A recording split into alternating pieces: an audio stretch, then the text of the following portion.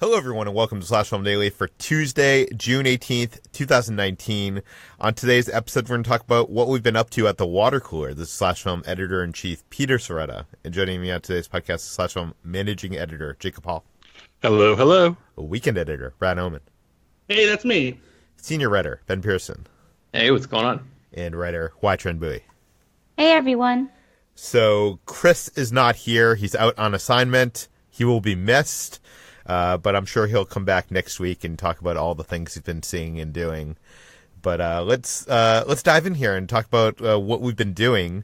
I've been traveling and going to theme parks. Basically, I've talked about that on an episode of the podcast last week, so I won't retread on any of that. But I have been spending a lot of time in Star Wars Galaxy's Edge. I think I've gone 7 times now. Because and just to justify that, guys, I didn't think I was going to get invited to a press day. I didn't think my cast member friend was going to invite me to an early cast member preview. So we booked a hotel for the opening day that would get us in, and then afterwards they announced that people could reserve times in Galaxy's Edge, and each of my friends each reserved a time for them plus 5 people. So I've just been, going in on their passports to a galaxy far, far away. But I've been enjoying that. I've been producing a lot of video content from Galaxy's Edge. So if you want to see what it is like in Star Wars land, head on over to my YouTube channel, Ordinary Adventures. I just posted a thing yesterday, which I think is probably the thing I'm proud of most that has gone up on this YouTube channel. It's basically a compilation of all the ridiculously obscure things that you can buy in Galaxy's Edge. So this is like prop replicas that I never thought they would actually make. Like, Brad, you were over and you were the one that pointed out the necklace from Phantom Menace. Yeah, the Japor snippet that Anakin gives to Padme. Yeah, you can buy that. You can own that yourself, give it to your girlfriend, and it'll give her good fortune. So watch that video and see all the ridiculous stuff. I'll link it in the show notes. The other thing I wanted to mention that I haven't really done much exciting, but I did get something. I got a thing called the BedJet 3, and this is something I kickstarted a year ago. And what it is it's basically an air conditioner for your bed. And it's this thing that sits underneath your bed, and this tube runs up and then goes into the special sheet that they provide that sits below your comforter. And the sheet has kind of like a hole that this thing goes into, and it basically blows cold air at whatever temperature you want, at whatever speed you want, into this sheet. So it almost like provides this like cloud experience. Like you're sleeping, not only are you sleeping under your comforter, but like there's, how like sometimes you get under your comforter and you get some air in there and it feels like there's like a cloud of air inside there. Like it feels like that all night long, and it doesn't get as hot at night. It's a ridiculous thing. It has a remote, has an iPhone app. We have the dual zone version of it, which basically means that the sheet has a partition in the middle, which means that Kitra can put her side of the bed at any temperature, and I can put my side at any temperature. And my dog's like jumping on top of the cloud of air that is on the bed. So I don't know. I'm enjoying it. I'm not sure if this is for sale anywhere yet. I know that BedJet has traditionally sold online, but this was like their new model, and I actually like it. I was expecting it to be like one of those stupid purchases that I was gonna regret, but I really enjoy it. I'm not sure how much it is. You would have to look it up. Peter, as someone who likes the feeling of being under covers, but also likes to sleep all ice cold, this sounds amazing, and I want one. Yeah. No, and I should also say that it doesn't have to be cold air. It can heat you, too. So during the cold months, you can actually have hot air down there. So yeah, I'm the kind of person that, like, if I love sleeping with covers, so if it's too hot to sleep with covers, I put on a fan to make sure that I can sleep with covers. Yeah, one of my friends See, when I lived in San Francisco, one of my roommates used to sleep, and he used to have a, I mean, this is probably really dangerous, but he had a, one of those hair dryers, and he would, like, sleep under the covers during the winter with the hair dryer warming up his feet and stuff like that. And I always would make fire hazard. Yeah, I know. When did he die? I know, he didn't die, surprisingly. But I tried it once, and it was actually quite comfortable. I would not risk, that fire hazard. But this is a safe way of doing that. So this is not sponsored at all. You can go to my Kickstarter page and see that I backed it. So that's the BedJet 3. Jacob, you've been up to some exciting stuff. I saw you got a tattoo? Yes, I went and got a tattoo. My first one. After years of debating whether or not I should, I pulled the trigger on it. And, this is, as I've detailed both on my Twitter and my Instagram and on this podcast, actually, I spent the past 6 months making some big life changes, and I decided that 6 months into changing my life, I wanted to commemorate that by doing something permanent to remind me not to backtrack. So I got a tattoo, and the details of the tattoo will be discussed at a later point. I ended up going with something a little more personal after going over a lot of geeky options. I decided to go with something that mattered to me on a level that is requires some explanation to really get into why I chose this. So I won't get into it here. I will post about it on Twitter at some point. I'll post a full picture of it as well. It's still healing right now. That's actually I'll talk about the process for those of you who've never had a tattoo. I went to a gentleman in Austin. His Instagram handle is at Bearded Gentleman. If you want to see his work, he is a big member of the Austin film community. I did not know I actually knew him until I arrived at the shop, because I met him at Fantastic Fest a few times. But he's done work for a lot of my friends, and so I now share a tattoo artist with like 4 of my friends from the Austin film circle. But as someone who's never done it before, I was impressed by, the entire process, about how like he pulled out his iPad, and we discussed details on he like kind of worked on it on his iPad as we worked on the design, as he printed it out on the paper that applies it to your body, as he took out his equipment, which he had all hand built and customized himself. Talk about ink and color options.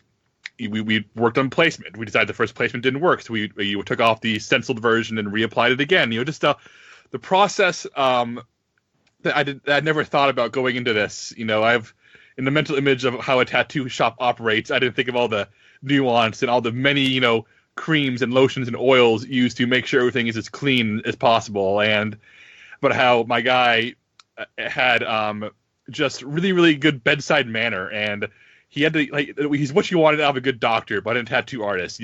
Very upfront and honest about the process, but also very comforting at the same time. And I was in there for about maybe 2.5 to 3 hours, but the actual tattoo itself was about 90 minutes. It's about 5.5 inches long, about 2.5 inches at the widest on my lower on my left forearm on the underarm, and it looked great when it was done. I have some photos of that, and right now it's still healing, because the tattoo looks amazing for the first hour, and then it starts healing, and then it looks really, really awful for a few days. Wait, are you even going to say what it is? Not yet. I'll talk about that later. Okay. Yeah. I know you said you were going to explain it later. I just didn't know if you were going to say what. Okay. Yeah. And so right now it's in the process of still healing. For the first couple of days, I wore this sort of medical seal on it that they use that he bought, but it's usually used for people who get to have surgeries, and that just collected all the goo and plasma and blood that would normally be leaking out of it constantly. And then once that dried, I was able to remove it, and now I just keep it clean. I keep it moisturized, and from about a few feet away, it looks great. When you get close, you can see the skin is still very, cracked and peeling. And in about a week or so, it will be fully healed. Then I will go on Twitter and Instagram, post pictures. You can see what it is. You can ask questions. I'll explain the origin of it. I actually outlined 5 reasons in great detail why this had to be my first tattoo. But yeah, it was a really interesting process. And if you're in Austin, like I said, look up at Bearded Gentleman to see his work. And yeah, as someone who I think has a pretty strong pain threshold, I found the whole process to be not nearly as bad as I imagined. Even though it is painful, like it hurts, but it also wasn't like excruciating, which I was surprised by. So I'm not going to go out there and say everyone should get a tattoo, but if you're thinking about it, know that the best artists are the ones who are going to spend time with you, who are going to talk with you, who are going to, really take pride and care in the setup. So, do your research. Look up people's work on social media. That's where the best tattoo artists are posting other stuff, and know that it's a much more positive experience in every way than I thought it was going to be. Very cool. I've often thought about getting a tattoo, but my number one fear in life is needles.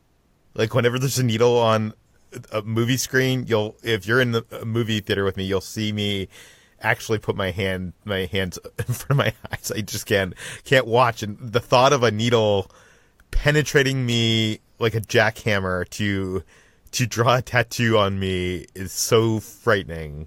Just don't look. I looked away the entire time. I stared at the ceiling, and I only looked when I was done.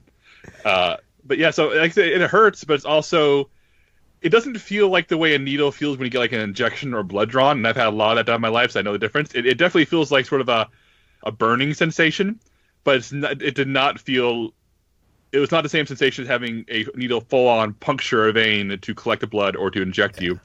Does anyone else here on the team have a tattoo? I believe there's at least one other, and I want to hear them chime in on the pain issue for Peter and the needle issue for Peter. I do. I have 2 tattoos, actually. I have one on my wrist and one behind my ear. And it does depend where you get it. My wrist was like a little bit of a sensitive area. So areas I think that are closer to the nerves tend to be a little bit more painful. But behind my ear, I could barely feel anything. It was almost more like just a scratching sensation. So the pain, I wouldn't describe it as being anything like a needle, really. It just kind of feels like, I don't know how to describe it. I guess it's just, I guess like a burning sensation almost in a way, but it goes away just as quickly. Yeah, it feels like a bad sunburn for the first couple hours, and other than the skin being dry and a little stiff, I don't feel it at all in the days afterward. Yeah, I'm not worried about the healing process and that feel. I'm more worried about the getting it. When I was a teenager and I was working at Best Buy, I actually considered getting a tattoo of a barcode on my wrist I was going to get the barcode for the DVD of Back to the Future, my favorite movie.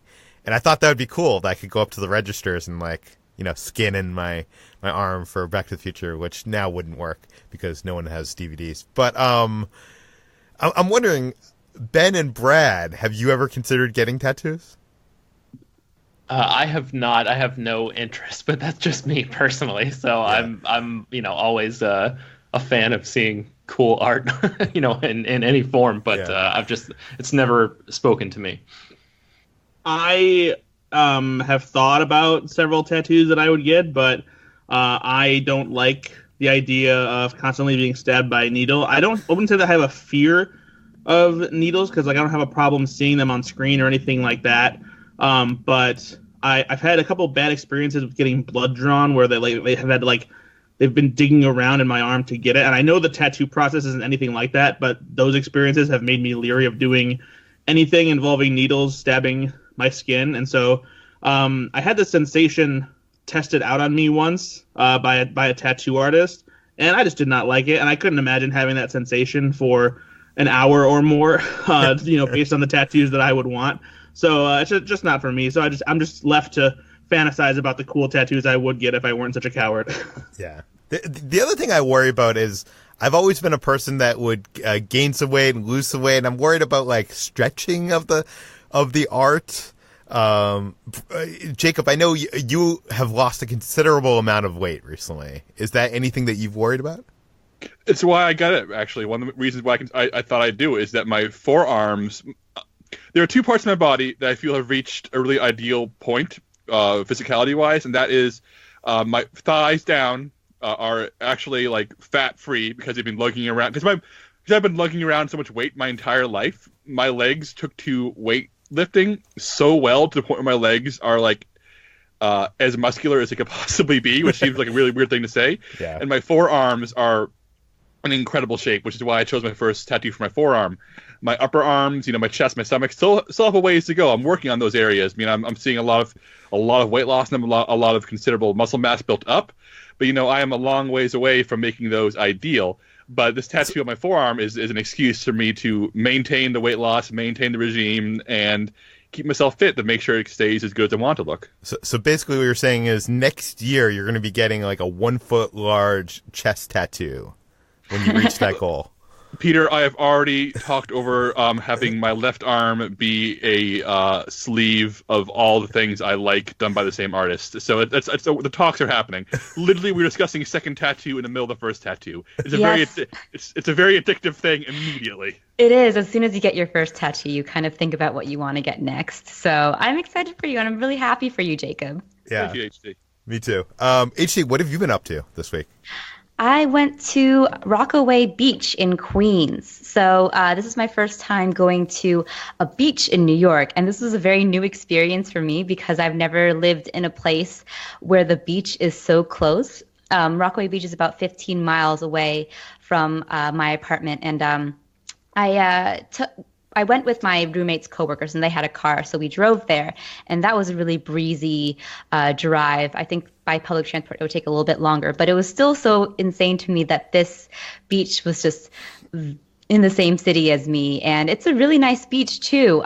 It was I know it was hit pretty hard by Hurricane Sandy a couple of years ago, but so I wasn't expecting it to be incredibly in great shape. But when I got there, it's a beautiful beach. It's really wide and clean, and there's lots of sand. For a lot of city beaches, I kind of anticipated there being a lot of rocks, but it was nice. It was a really nice beach, and there's a really beautiful little boardwalk there too, with lots of great food. So that was great.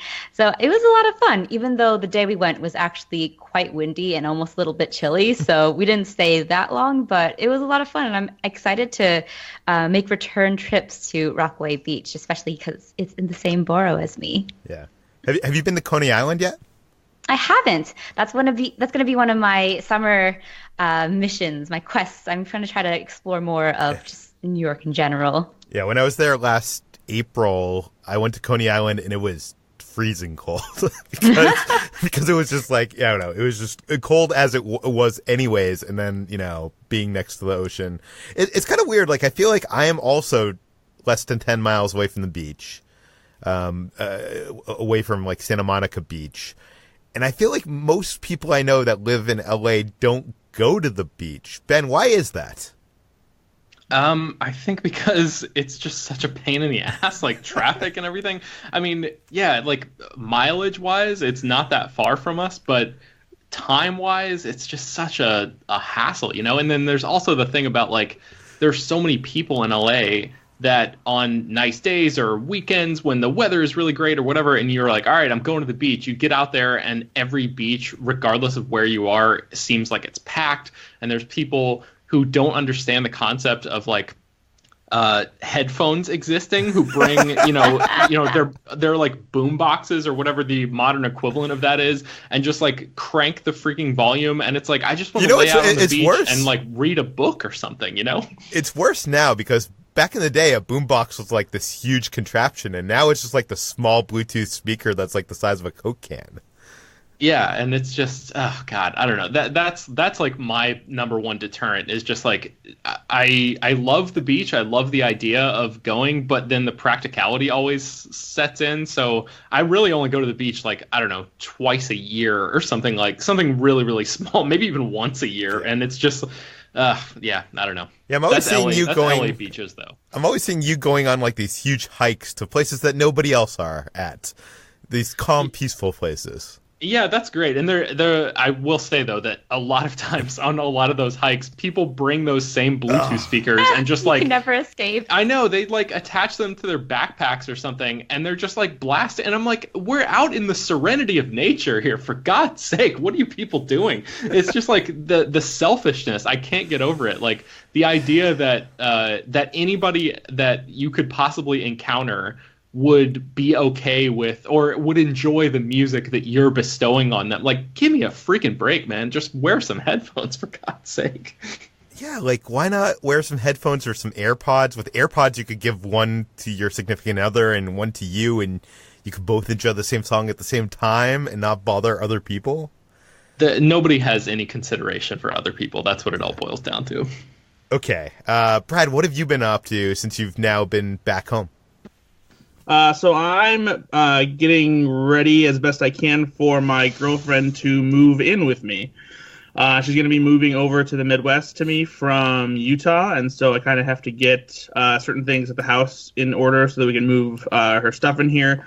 She doesn't have a ton of things because she's been living with two other roommates, but she still, has to move a pretty good chunk of stuff across the country. We've been discovering that moving things across the country is super expensive.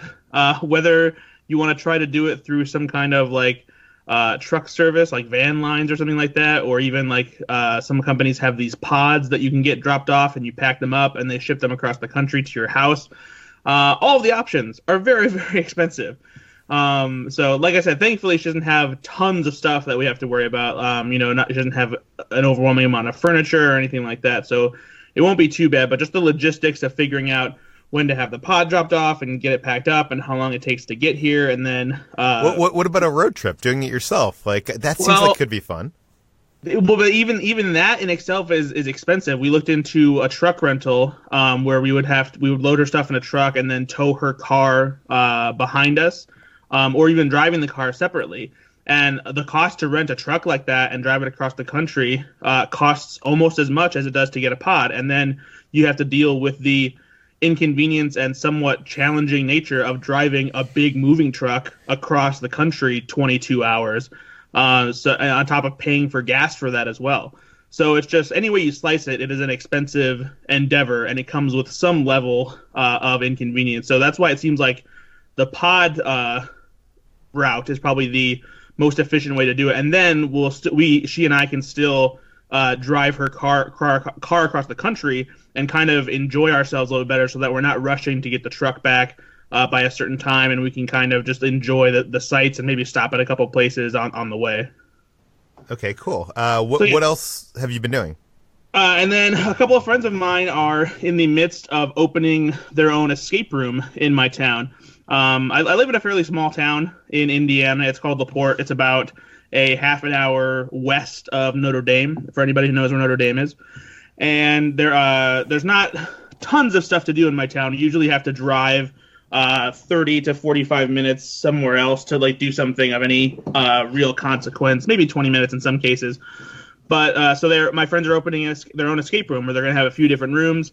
Their plan is to open it sometime in August, and so they just recently announced it to the public, and I'm helping them out with getting all the various moving pieces in order. I've known that they were doing this for a while, and so I've been talking with them about what they're going to do and planning the puzzles and like the story for them and that kind of thing. And so all that's starting to come together, and they're in the construction part of it right now because they have to knock down a couple walls and just kind of set the rooms up in general, and then they'll get into all the puzzle building. So that's been pretty cool. Well, very cool. Do you think they can sustain a escape room not in a major city like that? Like, I feel like most of them are in like major cities where like there's tourism and you need to like repeat business and stuff like that. Yeah, so even though I live in a small town, I live in a town that has a few lakes in it, and so we get a lot of traffic of people that come through here to like take their boats out on the lake and go fishing, and so there's tourist stops here, and then there's even another like a town like that that's up in Michigan, which is about 20 minutes away from here, where they get a lot of people that come through there and they come down here.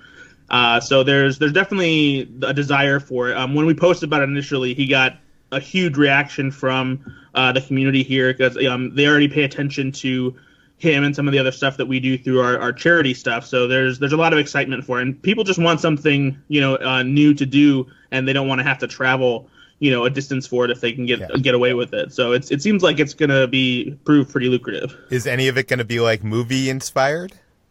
Well, I believe one of them will be movie inspired. Another one is supposed to be. I want to give any details yet because they haven't announced that yet. But another one will be tied to something that is kind of famous in our area from history. But yeah, because of how much my friend and I love movies, he's the one who we do the podcast together, Go Flix Yourself. There will definitely be some movie-inspired elements in the escape rooms. Well, very cool. Keep us updated on this. Let's move on to what we've been watching. I've been on this podcast in 2 weeks for the water cooler. So when Brad was over here for the Ghostbusters, what is it, FanFest or Con? FanFest. Yeah. FanFest. You were seeing a screening of Ghostbusters, and me and Kitra went to go see Godzilla, King of the Monsters, despite Jacob's warnings. I don't know why, but I thought, like, I like Mike Dougherty, and I tend to be the person that likes, I'm more of the populist opinion on this podcast. I like more popcorn movies. Like, all the trailers I've been seeing for this Godzilla movie have looked really good. Like, why is Jacob and Chris and these other people saying this movie is so bad? I'm gonna give it a chance. I'm gonna give it a shot myself. And so I went and saw it, expecting to like it more than everybody else, and I can comfortably report that was not the case. This movie is not good. It's incredible actors playing smart characters doing really stupid things in a convoluted plot, only to serve as putting them at the exact center of the action and over-explain things surrounding the monsters that we didn't really need explaining. The big monster action looked beautiful, but too bad there wasn't really more of it. I don't know. I was really disappointed with this. I was like in the theater, like looking at my watch, waiting for it to end, and I really didn't expect it. This comes from someone who I loved the Gareth Edwards Godzilla. I loved Skull Island. I'm a big fan of both of those films, and I'm a big fan of the filmmaker here. I was quite disappointed. But Brad, you also saw this film later on, and I think you have a different opinion. Yeah, I actually didn't think this was all that bad. I'm not in love with it by any means, and I'm not gonna sing its praises for everyone to run out and see it immediately. But I was pretty well entertained throughout. I will acknowledge that the movie is a little bit too long, and I think that the emotional beats between the characters don't seem to be very well earned, and the plot is definitely convoluted, and the characters make silly decisions. But I felt like it all just kind of worked with the ludicrous nature of the presentation of what was happening with all of these titans on Earth at the same time. I feel like with a Godzilla movie, even though Gareth Evans kind of grounded a little bit more, it was clear that this one was really shooting for the moon and going for something that was a little bit more bombastic and crazy with a Godzilla movie. And I was totally on board with that. The cinematography is gorgeous. I think the kaiju fights are really cool. And even though I don't really care a lot about the human characters, it didn't keep me from just enjoying myself. Like I said, there's incredible shots in this movie, like showstopper shots that sometimes they look like paintings. And I think that the Bear McCreary score is also fantastic in this movie. But yeah, I definitely didn't hate the movie by any means, and I was fairly entertained. Didn't find a lot to dislike about it. I don't know. I feel like the lesson here, Brad, is I should listen to Jacob more often. That's always probably. Yes, you should. I'm always right. When Chris is not here, you default to me. Jacob, what have you been watching this week? Oh, I've been watching the new season of Battlebots, which recently returned on Discovery and the Science Channel. And I talked about Battlebots in the past when I caught up with the new seasons. And the new season is nothing short of incredible, Peter. It may be my favorite thing on TV now that Chernobyl is over. What is different about this versus the previous seasons? New episodes are all 2 hours long, or 90 minutes, when you count for commercials. And they did exactly what I wanted from season 3, which is also they put on YouTube all the like behind the scenes stuff of all the makers building the robots, and between scenes is now part of the episode. So between the fights, they'll have a reporter back in the build room with the teams as they repair the robots, as they test out new weapons, as they prepare for the fights. And there's a lot more camaraderie between all the teams being filmed. There's a lot more information about how the robots work and how they're built. And it just really leans into the how nerdy it all is. And once again, I just love how wholesome this show is. I mean, the robot combat community is so small that everybody knows each other, everybody's friends. So even when they're like losing fights, they're still excited to be there. And the fights themselves are just so much fun. The robots this season are so much bigger, weirder, crazier, stronger. And man, I was cheering, I was laughing, I was screaming, and there's so much inherent drama. Like there was a robot last season named Duck, who is a purely defensive bot whose entire purpose is he has a very simple weapon. He's built to take so much punishment that the other robot will break himself trying to break him, and yet he'll win by the other robot destroying himself. And he became a super fan favorite, and he was disqualified for real bullshit reasons that people were really mad about, and caused them to rewrite the entire rules of how they score the robot fights because of how screwed over Duck was. And now Duck's back and gets a redemption arc, and it's like wrestling meets Formula One meets like the most uplifting reality show out there, maybe a Great British Baking Show, but with robots instead of cakes. It is so good. Battlebots is so incredibly good. But it sounds like, unlike wrestling, there's no bad guys here. There's no like Billy Mitchell character that like I can love to hate. Not really. There's one guy who builds a robot named Tombstone, and he's been building for 20 years, ever since the original BattleBots in the 90s. And he plays up the hero persona. Like when he's like on camera, he's really hamming it up, and his robot is really extremely scary and really hard to beat, and very rarely loses. In fact, the few times it loses, it tends to be when it like overplays his hand and he hits the wrong thing too hard and destroys himself. But in real life, he's apparently a super nice guy, but on camera he plays up the villainous role. And like I said, if you like Great British Baking Show, a show where everybody is genuinely nice to each other and like gives each other hugs when they lose, BattleBots has a similar vibe, except with gladiatorial robots. So the entire season pass on Amazon is $14. So it's 16 episodes. You're doing 8 episodes, then a short break, then 8 more with a tournament of 16 for the final championships. But if this sounds remotely entertaining, and I hope it does, I think like $14.99 is not a steep investment for 32 hours of really wholesome robot fighting. From your enthusiasm alone and your description, Jacob, I think we're only a couple years away from a BattleBots movie from Will Ferrell. You know, I would take it. I would take any kind of BattleBots movie. Like the world of robot combat is so specific, and the fandom is so niche but so dedicated that there is a movie to be made there for sure. I honestly believe that. Okay, what else have you been watching? I fell back into Drunk History, a show I have watched off and on for years but never watched straight through, which I am now. It's all on Hulu, and the second half of the new seasons are arriving soon. And this show is great. I mean, you've probably seen an episode or two if you turn on Comedy Central. And Derek Waters originally created this as a Fun You Die web series, and it became its own show. And the basic gist, if you haven't heard of it, is a person, usually a LA-based comedian, gets extremely drunk and recounts a story from history. You know, maybe something super niche, something very famous. And then celebrities guest starring reenact their story by lip syncing to it, by acting out what they're saying. And the comedy is just how this drunk person is trying desperately to describe a historical event while the actors play it as straight as possible. And it shouldn't work as well as it does. It is so funny. And as somebody who reads a lot of history and always tends to do a lot of extra research after watching a story I enjoy in direct history, the way the show actually genuinely tries to be historically accurate and get the basic facts right is really admirable, and makes it, you know, educational in its own special way, in addition to being really funny. Of course, it's not like, you know, going to give you all the details. It's not going to be like the perfect history show, but it's like a idiot's guide to some basic historical events. I find it to be incredibly refreshing and very, very funny. And there are certain, like, you know, recurring guests. Like, some people get really emotional when they get drunk. Some get very, you know, angry. Some get, you know, start falling asleep.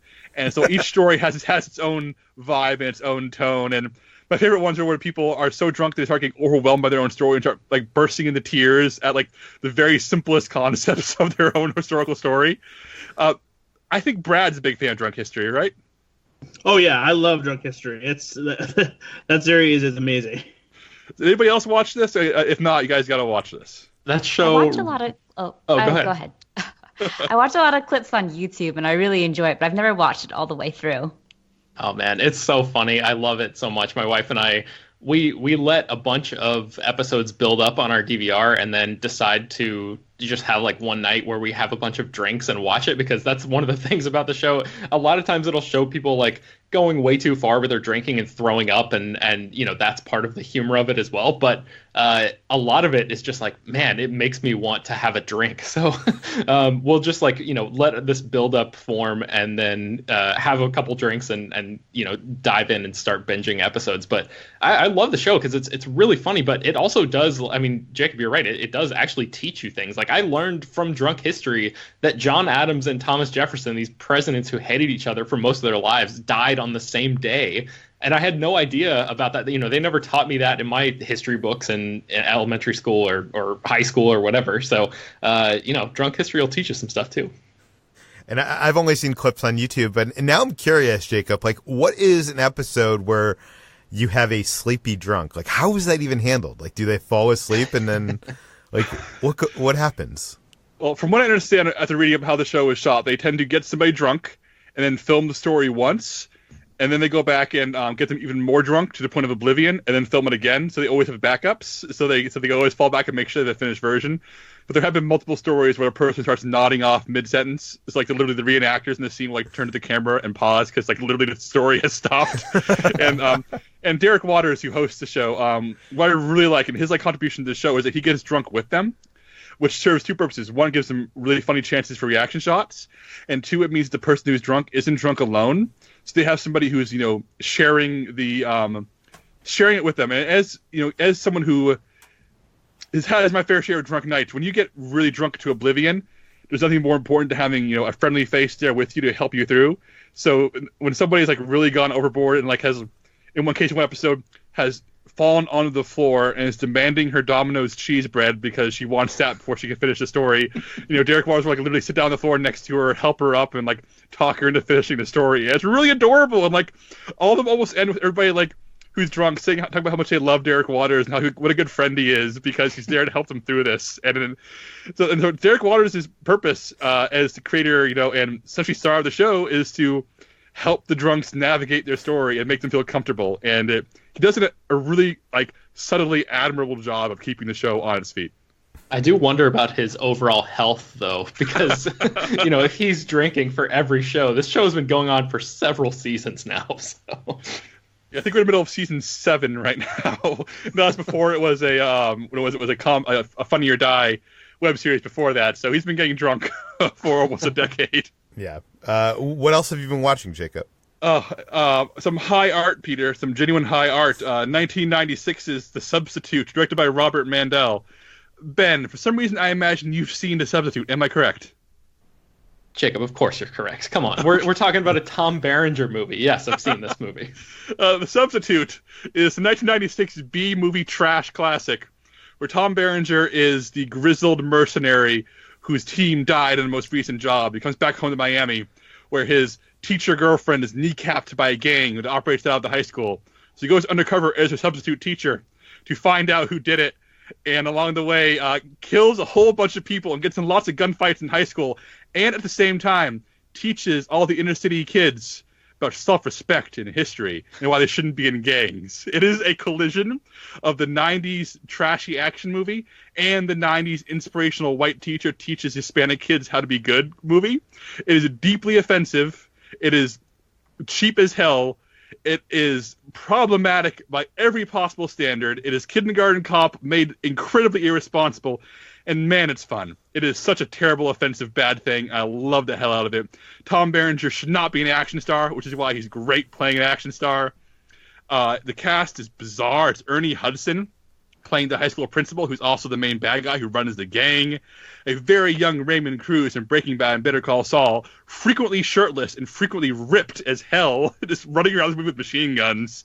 Luis Guzman playing a commando, looking still like Luis Guzman. Like, he still looks like Luis Guzman as he does now, except it's 1996 and he's wearing commando gear.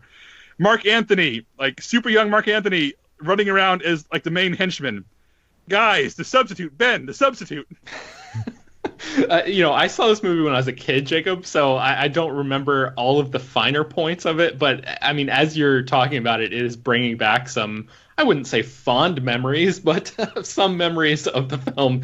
And, this is, I mean, it's sort of an interesting time capsule. Like you said, it's a lot of 90s stuff rolled up into one, but it's also an interesting time capsule to look at through the lens of Tom Berenger, who is a guy that, like, maybe our listeners don't know, even though he was, like, a huge movie star at one point. Like, he had this incredible run from, like, Platoon in the mid-'80s to maybe to this in the mid-'90s, where he was, like, the guy in a lot of these movies, and he has since fallen off in a pretty significant way, and he's had a few appearances here and there. He was in Inception for and he played a small role in that, for example.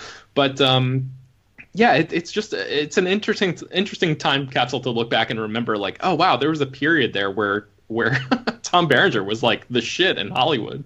And it's kind of a movie where, like, the one scene will be the rowdy class of minorities learn to shut up because this grizzled white guy says, Vietnam was like a gang war. And they all say, oh, really? He says, yeah, here's why you shouldn't be in gangs, because of Vietnam. And all the kids shut up and nod their heads in silence. And the next scene is him putting on a bulletproof vest and killing a bunch of people in the high school library because they try to ambush him there. It's that kind of movie, and it's streaming on Amazon, and you must watch it. Okay, so The Substitute, available on Amazon Video. Let's talk about some movies I saw last night. I went to my local AMC and had a double feature thanks to AMC A-List. I got to see Rocket Man. I got to see Men in Black International. I'll talk about Rocket Man really quick first.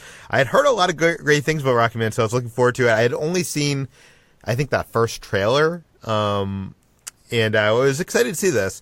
And it's pretty good. I think the genius of this movie, and this is something I actually didn't really know going into it, because I don't think that first trailer kind of sells it is that it is a musical rather than just being a traditional music biopic.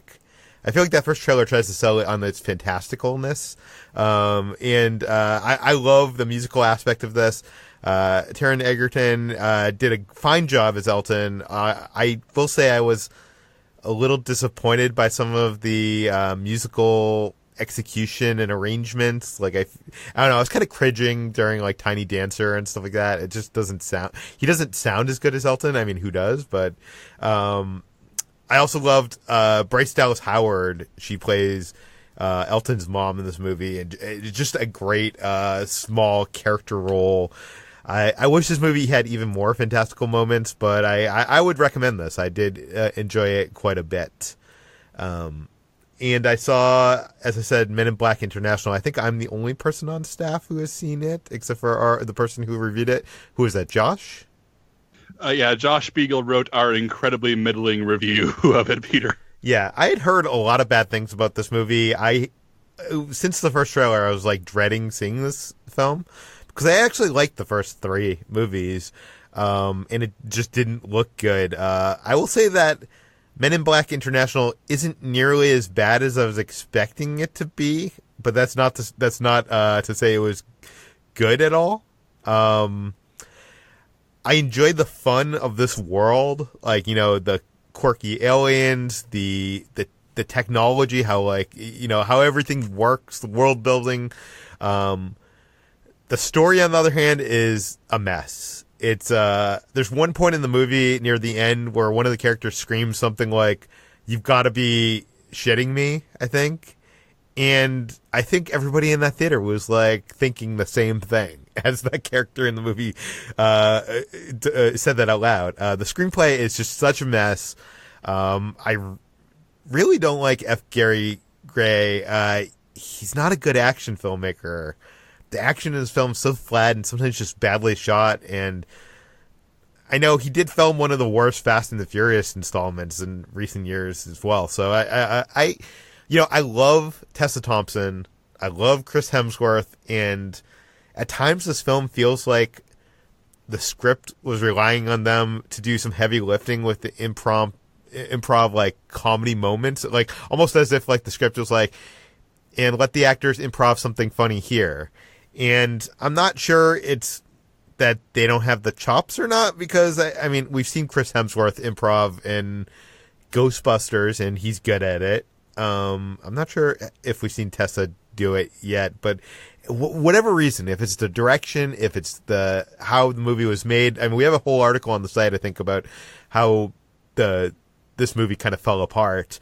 So I'm not sure what happened, but those moments just feel like they don't work and they can't be saved. The charisma of both these two incredible stars can't save these moments. And, and it's not enough to save the film. But I will say that this is not a horrible movie. It's just a middling movie. So with that said, Jacob, are you still are you going to see this? Oh goodness, I think the first Men in Black is one of my favorite pleasurable movies. I have seen it maybe 100 times. I was young enough when it came out for it to be a childhood classic for me. And Barry Sonnenfeld brings so much personality and wit to the first Men in Black, and it's 98 minutes long and it flies. Everything about the first Men in Black is pitch perfect for what it is. The second one I think is a bad movie. Third one I think is a pretty good movie. But F. Gary Gray, as you said, just doesn't have the visual wit of Barry Sonnenfeld or the knack for the dry world building that makes the first one so special. I don't think F. Gary Gray is a bad director. I just don't think he's the right fit for this kind of filmmaking. And who knows? Maybe I'll find a weekend where I have nothing to do and I'll go see it. But the fact that I'm skipping a Men in Black movie starring those two right now is really disappointing because I'm prepared to go back to this world. I just think they need to find the right director and to do Helmet. And clearly, based on the behind-the-scenes stories, everyone at Sony just didn't have to act together here. Is it too early? I know we're only mid-June right now, but is it too early to call this summer a kind of a disappointment? So far, it's definitely a bummer. I mean, we're being rescued this week by a movie that Ben will talk about in a second. Toy Story 4 is incredible, but Endgame is really, really good. But Toy Story 4 is great. But goodness, I'm having John Wick 3, of course. But it's like between them, I'm racking my brain, and I feel like Booksmart, everybody likes. Yeah, but it was also a box office bomb. So I think you're right in terms of both like critical reception and breakout movies. This is definitely one of the weakest summers in a long time. Okay, Ben, tell us about the movie that might be saving the midsummer, Toy Story 4. Yeah, it's a huge shock to me because, as everybody knows, the third movie ends so beautifully. And I talked last week on the water cooler about how I was rewatching all of them leading up to the, my screening of the fourth one. And I think I had watched the first two at that point, and I rewatched the third one for the first time since theaters, I think. And I was just bawling by the end of it. I mean, it's so powerful and so emotionally resonant. And so I went, revisiting the franchise sort of made me even more wary of this new sequel going into it. And it still won me over in a huge way. This movie is really, really great. I was totally shocked and taken aback by how it does not feel like a cash grab or just a cheap excuse to bring these characters back to sell more merchandise or anything like that. So many movies this summer feel like they were just, haphazardly greenlit by, a few people in a room because the IP is recognizable. And Toy Story 4 is not that. It is definitely a story that has, or a movie that has a specific story to tell. It is in service of character arcs. It is in service of, returning you to this world and expanding it in ways that I didn't realize were necessary, but now in retrospect feel totally necessary. And I think that's maybe the highest compliment I can pay it, for something that I thought was totally unearned or just, we didn't need it. For me to walk out of that movie feeling like this is, I thought I had closure in the third movie, but this is the closure that I was actually craving for these characters. It's wonderful. I mean, the Forky, even if you think that character doesn't really work that well in the marketing, it works. He works so beautifully in the context of the movie. I mean, I really can't say enough nice things about it. I was shocked to see how much I loved it. So, Peter, have you had a chance to see this yet? I'm seeing it tonight, so okay. I'll report back next week. Cool. And then, yeah, just two other things that I watched. I started The Handmaid's Tale Season 3. I know HT talked about that early on a previous episode of the show. I am only, I think, 2 episodes into the season. And I really still think that this is like one of the most gorgeously shot shows on TV. Some of the plot stuff so far has given me a little bit of pause. I really, really loved the first 2 seasons, and I think the general reaction to season 2 was pretty mixed, but I fell on the I really enjoyed this side of that. So I was very much looking forward to the 3rd season, and I think some of it may be starting to sort of come apart at the seams a little bit, but I'm still so early in the season that I can't fully say. But still, the look and the performances and everything are just as good as they've always been. So I'm excited to see and continue on with that and see how that goes. And then finally, I watched the entirety of Chernobyl, which. Man, wow, that is a hell of a show. I know that Jacob and Chris and you guys have talked about it on previous episodes, and I really don't think I can add much to the conversation beyond what you guys said. But I just encourage everybody to watch it. It's 5 episodes. Jared Harris gives a tremendous performance. It's shockingly relevant for something that's supposed to be that took place in the late 1980s. The idea of the bureaucracy and like the pushing the buck and passing the blame and all of the thematics of the show are still very, very much at the center of our daily lives, even as Americans, not even as Russians. But it's it's a really, really exceptional piece of television. So I can't recommend that highly enough. Ben, on a scale of happy to wanting to crawl on a grave and die, how did episode 4 make you feel? Well, the thing about that is because you guys hyped it up so much beforehand, my wife and I sort of figured out what was coming before it actually happened. And I think that eased the pain for me a little bit. I think if I was just watching it blind and didn't know that was going to happen and it sort of came out of nowhere, I think it would have gutted me a little bit more. But I think I was steeled to it just a little bit by knowing or being able to sort of piece it together. But yeah, I mean, it's still pretty freaking brutal. Okay, let's move on to HT. You've been watching a lot of stuff this week. In addition to going to the beach, you've had time to watch, like a half dozen things? Yeah, I was. Well, this is for last week's Pop Culture Imports column. So if you want to check out some of the things I've been watching, check that out on slashfilm.com. But first, before I get into that, I kind of want to go back to what Peter was saying before about this summer being kind of a disappointment. And with that, I have seen Shaft, which kind of joins that epidemic of middling movies. This is the 3rd film of the same name that shares the same name, Shaft, of the original 1970. Hold on just a second. I think it must be 70s. 1971 Shaft, but is the 5th film in the Shaft franchise.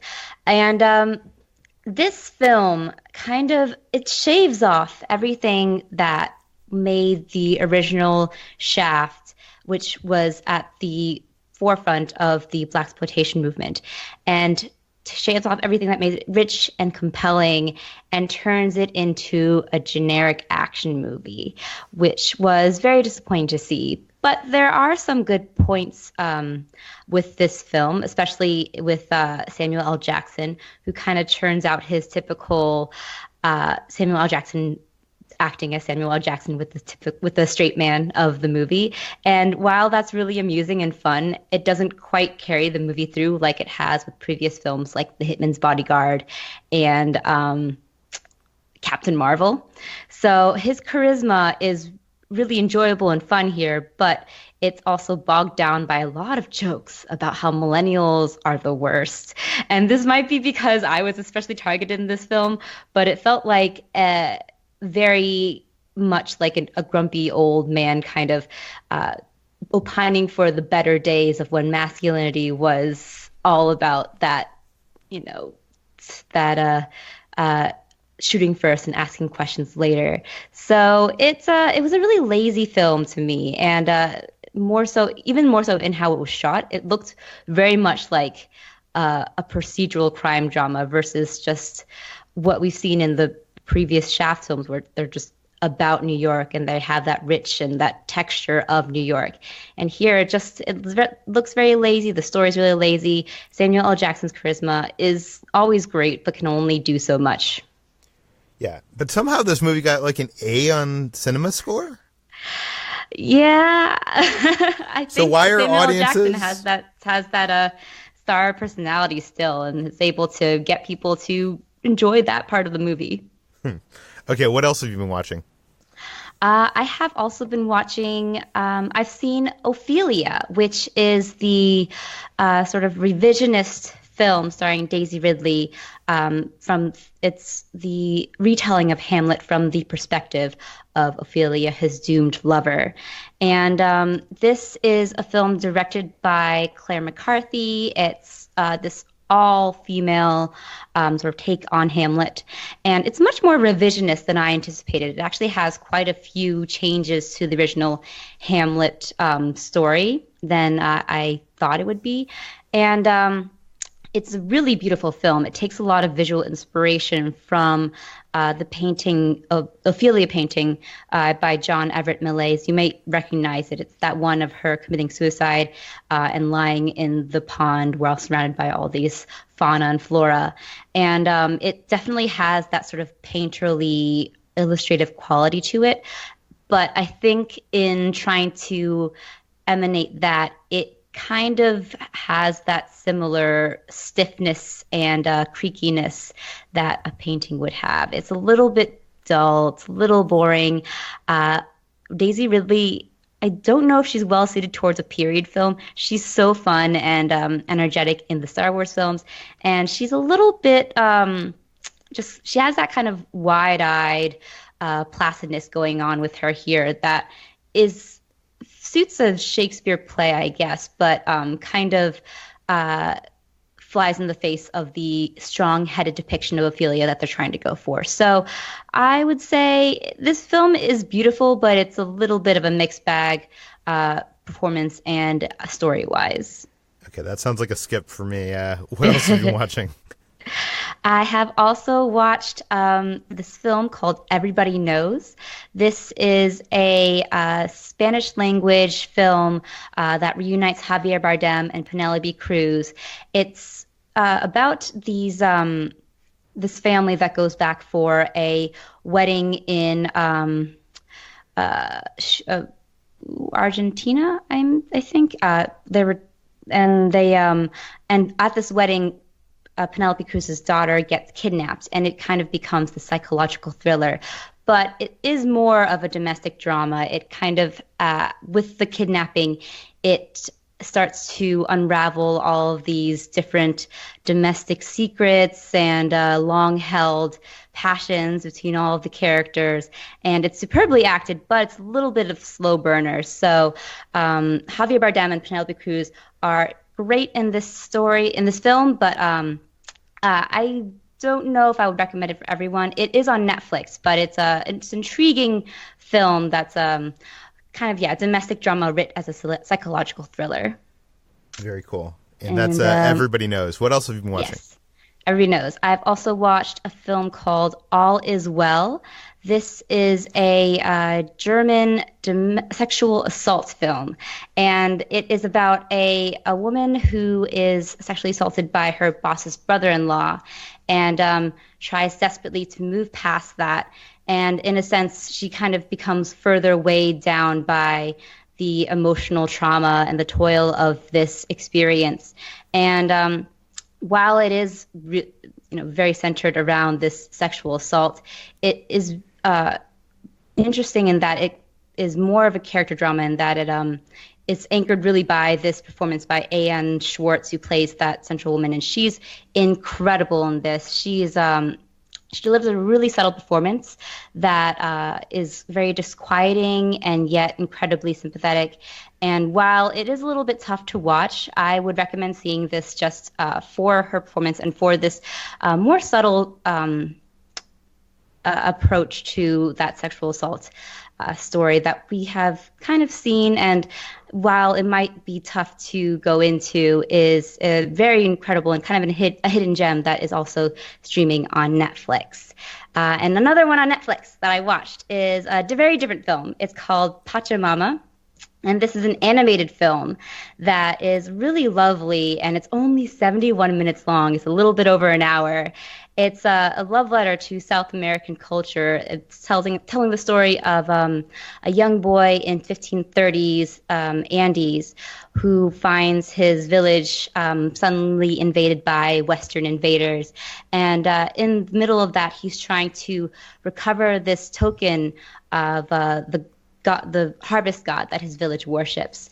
And it's this really interesting depiction of this rich culture, but is done through the perspective of this little boy. And while it's a family film, it does touch on some darker themes, the Western colonization being one of them. But it's really beautifully animated. It almost looks like a mosaic in a lot of senses. And again, it's an incredible short watch. I recommend it if you like films like Song of the Sea, Moana. It's a really wonderful little tiny film that you can check out and watch just like that. And another animated thing that I've been watching is Agretsuko. I don't know if I have talked about Agretsuko on this podcast before. So this is an animated series that just came out with its second season on Netflix, and I absolutely adore this series. It's an anime series from Sanrio, which is the company behind Hello Kitty, and Agretsuko is another one of its products. And while that kind of seems like something that you would balk at, having a series sort of centered around something that's basically made to be merchandise, it's actually a very relatable and emotionally potent series. So it follows this red panda named Retsuko, who is this mild-mannered and sweet office worker. And she goes through her days just kind of going from work to home and dealing with all these microaggressions and sexism at work. And she, as all of these things pile up, she lets out all of her frustrations in the form of heavy metal.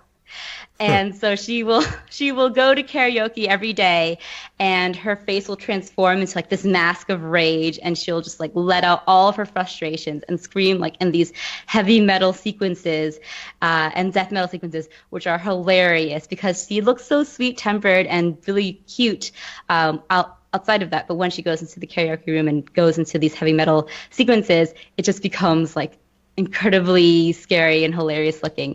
It again deals with microaggressions at work. She deals with a boss that's literally depicted as a pig who piles her up with all sorts of work.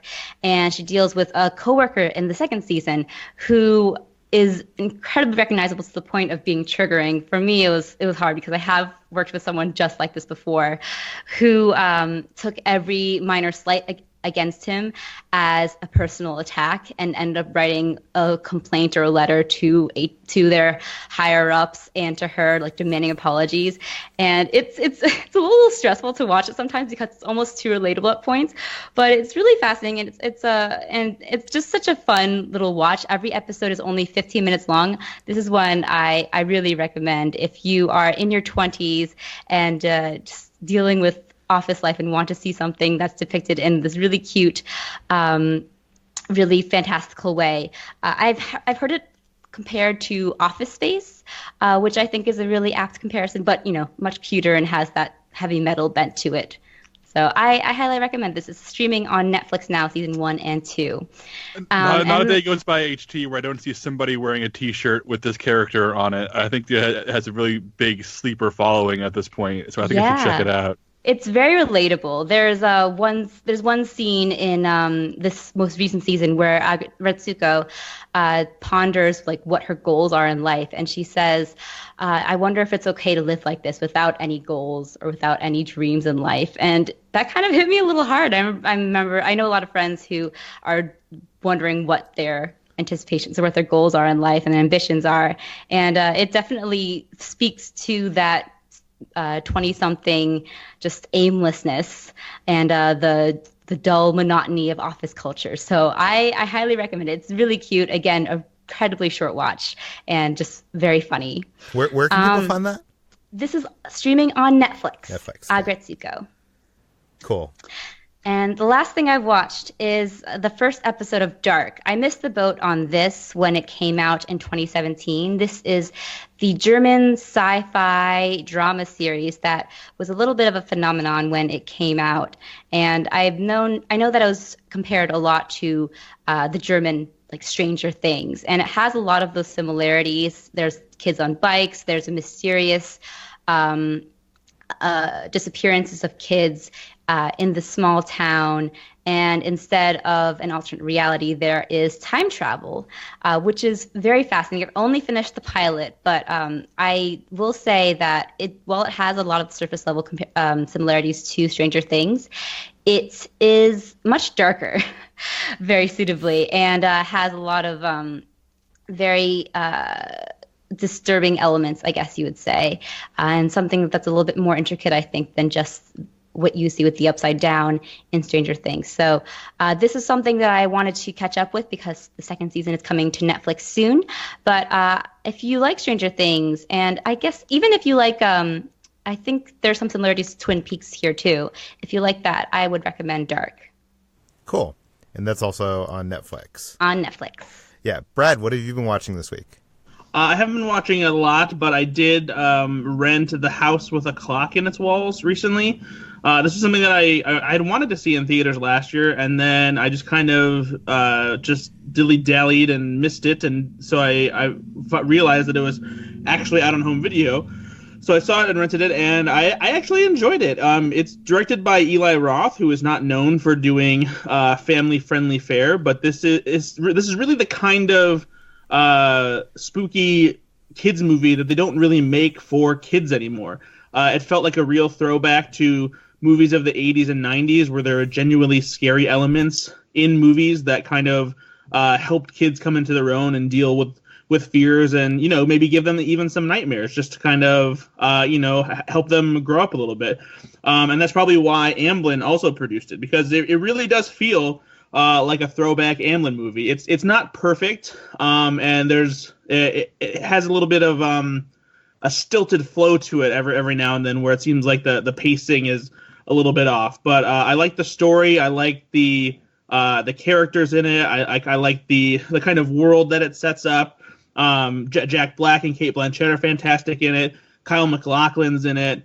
The main kid in the movie is really good, and I found myself enjoying it and wishing that studios would make more movies like this, because it's exactly the kind of movie that I would have loved watching when I was a kid.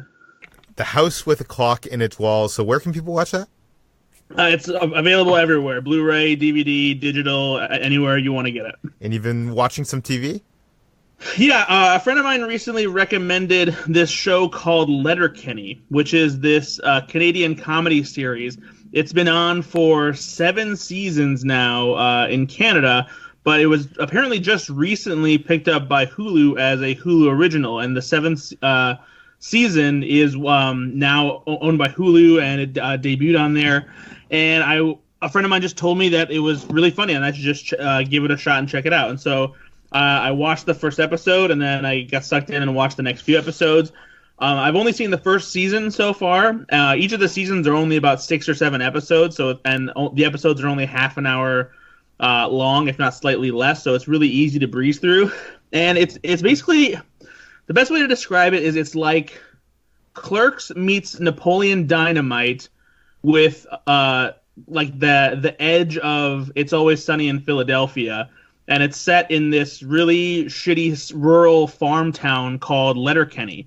The characters are this guy, Wayne, who is this kind of very straightforward hick who is just speaks very matter-of-factly and very quickly. His friend Dwayne, who is a little bit more laid back. And then Wayne's sister, who is into these 2 hockey players. And then there's this group of like goth meth heads who are also always around. And it's just this very quirky, odd assembly of these small town characters. It's not, I don't want to say that it's consistently laugh out loud funny all the time because there are some kind of silly, immature premises, but there's some really great writing in here. Like there are some fantastic one-liners that remind me of old school Kevin Smith. And it's definitely it's a raunchy show too because apparently in Canada, I guess on their comedy network, which is their version of Comedy Central, they're allowed to be a little bit more vulgar. So there's lots of F-bombs and vulgar sex jokes and stuff like that. But there are so many lines from this first season that are just hilarious, and they come really quickly too. But again, I will say that warn people if they choose to try and give it a shot that it's not a show where everything in it is funny. There's sometimes where you'll watch an episode and maybe a few minutes will go by and you'll just be like, that's not really working for me. But then it comes back with some really great stuff. So yeah, if you are interested in some Canadian comedy, check out Letterkenny. It's on Hulu. I think you've convinced me, Brad, because they played the entire first season, I think, at Fantastic Fest a few years ago, because it was before it was known in the United States. They booked it was literally 3 hours worth of episodes and just played them all in a film slot. And the programmers were raving about it, and I skipped it. I thought I have no time to watch the entire season of TV at a film festival. But ever since then, the programmers are still talking about Letterkenny and how much they like it years later. So I think this has pushed me over. I need to watch the show. Yeah, I think it's worth giving it a shot. Okay, let's move on to what we've been eating. Let's start off with Jacob. What have you discovered this week? Oh, man, I've reached the, I think, some kind of health food pinnacle, because I'm eating kale chips, Peter.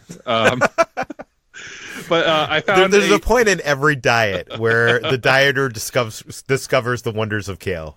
Jacob. Oh, man, I've tried eating fresh kale and I couldn't stand it. It's way too bitter for me in terms of salad. I prefer romaine.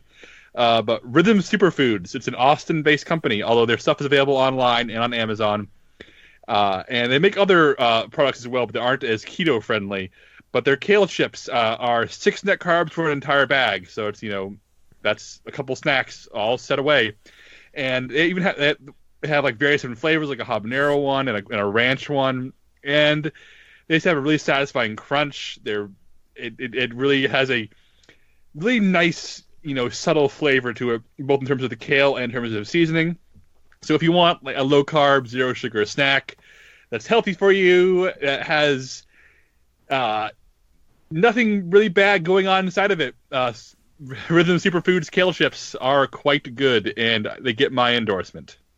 I'm going to have to look this up. Is this available on Amazon, I assume? Yeah, I'm not sure what the prices are on Amazon. I mean, I found them in a local Austin Target, so maybe LA has them in grocery stores, but they are available online for sure. I just don't know, what the price or packaging situation would be, outside of a grocery store. Okay. Brad, what kind of interesting food have you been eating this week? Yeah, forget kale. Let's get to the junky stuff. By the way, did you get your Stranger Things new Coke in the mail yet? I did, but I have not tried it yet. So it did come with 2 cans of new Coke, so I will be trying it. I'll probably do that for the next episode, but I just haven't taken the time to crack open a can and try it yet. Did you try yours? I have not tried mine, but I did notice on the nutrition label the amount of sugar that's in new Coke compared to old Coke is about double. Perfect. So, I'm sure it's going to be delicious. I found a couple new cereals. A little while back, Pop-Tarts released their first 2 new cereals since they had one a long time ago that was discontinued. And they just released a new flavor of Pop-Tart cereal. It's cookies and cream. And like the other 2, it is a cereal that it's the pieces are made to kind of look like Pop-Tarts, and then the inside it has a filling in it. It's kind of similar to the Crave cereals or the recent Phillo's cereals that I talked about on an episode not too long ago.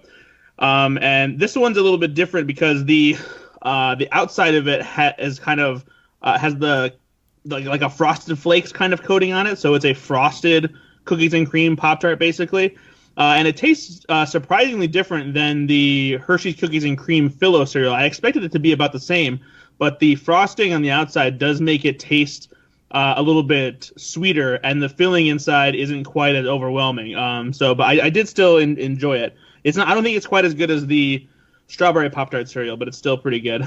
And then everyone remembers Corn Pops. Corn Pops now has a chocolate peanut butter version. I'm not sure if this is limited edition or if it's a new thing that they're doing. But it's basically, the taste isn't too different from Reese's Peanut Butter Puff cereal, except if you've had Corn Pops before, you know that the cereal itself is kind of sticky, and because it's stickier, the crunch is a little bit chewier than normal cereals. So compared to Reese's Peanut Butter Puffs, the cereal has that same kind of consistency where it's slightly chewy, crunchier at the same time than Reese's Peanut Butter Puffs. Personally, I think I like Reese's Peanut Butter Puffs better. That's one of my favorite cereals in general. Even the taste is roughly the same, but it's the consistency, like or the feel when you're chewing it, that it's a little bit weird because it's almost a little bit more of I don't want to say a struggle, but it's chewier when you're eating it. And then there's yet another new Mountain Dew. Mountain Dew is like churning out flavors the same pace that Oreo churns out new flavor. And this one is exclusive to Kentucky Fried Chicken locations, or KFC, and it's called Sweet Lightning Mountain Dew, which is basically a peach flavor with a little bit of sweet honey tossed into it. And it's definitely probably the sweetest Mountain Dew they've made. You can really taste the honey in it, but it mixes pretty well with the peach. It's almost kind of like a peach tea soda, I would say. So you can only get that right now at KFC. It's not in a bottle or anything. You have to get it as a fountain drink at the actual KFC restaurants. And then Peter, a while back in our Slack, you asked me specifically to make sure that I found these to try them because you can't. Yeah. And so I found the Freeze Pop flavored Skittles. This is a new summer limited edition flavor that they put out that you can only get at Dollar General stores. And Peter, you're honestly not missing much here. The flavors that come in the pouch are blue raspberry, orange, grape, lemon, and strawberry. But they honestly don't taste like Freeze Pop flavors. They basically just taste like those Skittles flavors, and they're just put into this pouch. So I don't know what it is that makes them think that they are Freeze Pop flavored, but I literally tasted nothing about them that reminded me of eating a Freeze Pop. What a ripoff. Yeah. Okay, let's move on to what we've been playing. I'll be very brief here because I know we're running late on this podcast. I finally beat Superhot. This is the game I've been playing for Oculus Quest, the VR headset. And I think Brad talked about last week on the podcast. And one of the problems with this game is, like, once you start playing, you can only play at the level that you're at. So when I had Brad play it, it was at like one of the last levels of the game, which was super hard, and I don't think he got that far with it. Now that you beat the game, you get access to all the levels. So you get like a menu that lets you select any of the levels within the game, and I just wish that was available from the start, because it would have been fun to show Brad like one of the first levels, which, you know, introduces some of the concepts of that game. But I really recommend, it's a short game, but I really recommend it. It really makes you feel badass and like you're in the Matrix. It's called Superhot. I know a bunch of my friends have played it not in VR, and I don't even understand how you would play, like what this game would be like non-VR, because it seems like the VR aspect of this is just so much of what I enjoy about this game. And also Beat Saber, I'm still playing that. They did release, I know, Brad, you were saying that you were worried that there's not many tracks for it. I think there's a few different albums that they've released thus far available. So there's like, I think like 30 or so songs right now. But they just released Imagine Dragons pack that I think was like $12 or something. I paid for that. Not that I'm a huge Imagine Dragons fan, but now I have even more songs to Beat Saber 2, and I've tried that, and I'm not good at it, but I'm getting better. I actually found out too, because I was curious about this, since I had seen videos of people playing other songs. There is a way that you can download and install custom songs for Beat Saber to play, and they have to update the method by which they do it whenever there's like a new software update or something like that. But it looks like it's pretty easy to do. So if I ever get an Oculus Quest, I'm definitely going to download custom songs to play on there. See, I'm so nervous about like those kind of like side hack things. I don't want to wreck my. I'm such a. I just don't know what to do with the technology if I were to break it. So I'm just like staying away from that. But I'm enjoying it. I've not, I'm still on the normal level. When Brad came over here, he came over and was like beating stuff on hard and getting like A's and B's. So I'm still not at the the level of rhythm of Brad. So, so yeah, I've been doing that. Jacob, what have you been playing this week? As discussed a few weeks ago, I am running a Star Wars RPG campaign, and we had our latest session. And as I also discussed a few weeks ago, I play a sandbox-style game where we don't follow a written guide. Players are very much free to make the story as they go, and I react to that. So my characters, at the end of the last session, everybody learned of a valuable heist opportunity that would, for the Rebel characters, fund the Rebel Alliance, and for the criminal characters, fill their pockets. So they all agreed to team up to take down this corrupt local governor's security in order to enter his high-rise tower and empty his vault. And they had a bunch of opportunities on how to do this in various ways to gather equipment and get resources, and the team members could not agree. So they decided to split the party, with 3 members of the group going to infiltrate an Imperial base, and the other 3 going undercover at a high-class nightclub. And for the nightclub crew, things went great. They rolled great. They got exactly what they needed. They found the guy they wanted to. They negotiated. They talked. They got all the money they needed. They found bombs. They found resources. They got connections. They ended the session ready to do their section of the heist, whereas the other players are still trapped in a deep underground Imperial installation, further split into 2 more groups, with a valuable ally dead, surrounded by stormtroopers, no easy way out, and I literally do not know what I'm going to do next session, because one group, half the team is above ground and ready to go, and the other half is about as screwed as you could possibly be in an adventure scenario. So my goal as game master is to find a way to make these 2 story threads come together in a way that satisfies both teams. So I'll keep you updated, but things are getting weird and wild with this game, and I really appreciate the Fantasy Flight Star Wars systems dice, which allow for a lot of good storytelling opportunities, because you can succeed in a task but have a negative outcome, or fail in a task but have a positive outcome. Like, for example, you knock a guard out, which is what you're trying to do, but you alert other guards by having a negative outcome. So it leads to some very cinematic situations where people are trapped in very bad places. And that's where the game is right now, and I'm having a great time with it. It seems like you're creating your own Empire Strikes Back from the situation you've put yourself in here. Yeah, except everyone's a whole lot stupider. Okay, that brings us to the end of today's Slash Film Daily. You can find more of all of our work at slashfilm.com. You can find this podcast published every weekday on iTunes, Google, Overcast, Spotify, all the popular podcast apps. Please feel free to send us your feedback, questions, comments, concerns to us at peter@slashfilm.com. And please rate and read this podcast on iTunes. Tell your friends. Spread the word. And we'll see you tomorrow. Now, I know Ben was not prepared, but I'm prepared, Jacob. I know you're coming. I know you're coming. Hey. Yeah? Hey, Peter. Yes. Hey, Peter. Yes, do you know what I have? I do know what you have. What do I have? I've learned after a year of doing this that you have the big book of insults. What's it called? Gargantuan Book of Insults and Effrontery. Or Look, something. Louis A. Sapien, yeah. The Gargantuan Book of Insults and Effrontery by Louis A. Sapien, right? The fact that Peter has not learned the title of the book proves we have a long way to go. We have Am so I your much favorite, further to go. Jacob? Because now I know the title. HT, you'll get a special insult today from the Gargantuan Book of Insult, Offense, and Effrontery by Louis A. Sapien. I've opened up to the Entertainers page. And, Peter, your performance underwhelmed the audience. That's it? Wait, what? I don't even understand. What is the joke? Your performance underwhelmed the audience. I literally don't understand. The first time I didn't get it, but the second time pun? you said it, I still didn't get it. Your performance underwhelmed the audience. This is literally like just you walking to Peter and saying, "Hey, that really sucked." Ben, the only reason you weren't hissed at is that the audience couldn't yawn and hiss at the same time. Okay, well that one at least makes sense. Sure.